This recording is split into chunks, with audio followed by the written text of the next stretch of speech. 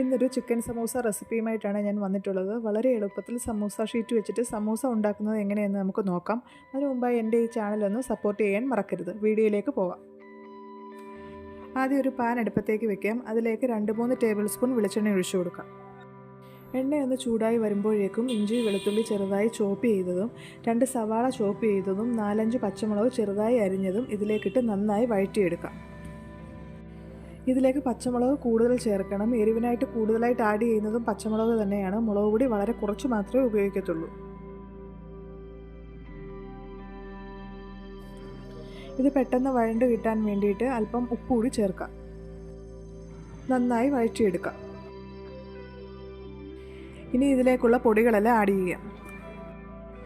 1/2 teaspoon മുളക് പൊടി, 1/2 teaspoon മഞ്ഞൾപ്പൊടി, 1/2 ടീസ്പൂൺ കുരുമുളക് പൊടി, 1/2 ടീസ്പൂൺ ഗരം മസാല ഇവ ചേർത്ത് നന്നായി വഴറ്റിയെടുക്കാം. ടേസ്റ്റിനനുസരിച്ച് പൊടികളുടെ അളവ് കൂട്ടുകയോ കുറയ്ക്കുകയോ ചെയ്യാം.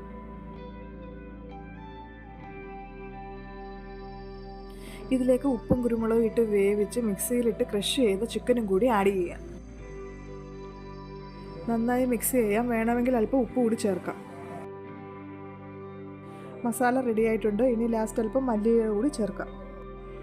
ഇനി ഇത് ചൂടാറാക്കി വെക്കാം. ചൂടാറിയതിന് ശേഷം സമൂസ ഷീറ്റ് ഫോൾഡ് ചെയ്ത് ഇതിൽ ഫില്ല് ചെയ്യാം.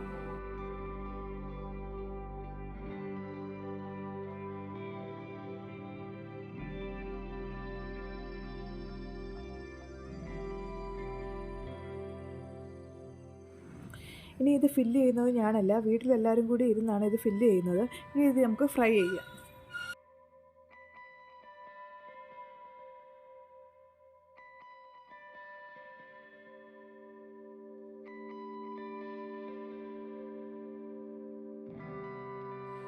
പാനിലേക്ക് വെളിച്ചെണ്ണ ഒഴിച്ച് നല്ല ചൂടാകുമ്പോൾ സമൂസ ഇട്ട് കൊടുക്കാം. അങ്ങനെ ഫ്രൈ ചെയ്ത് നമുക്ക് എടുക്കാം.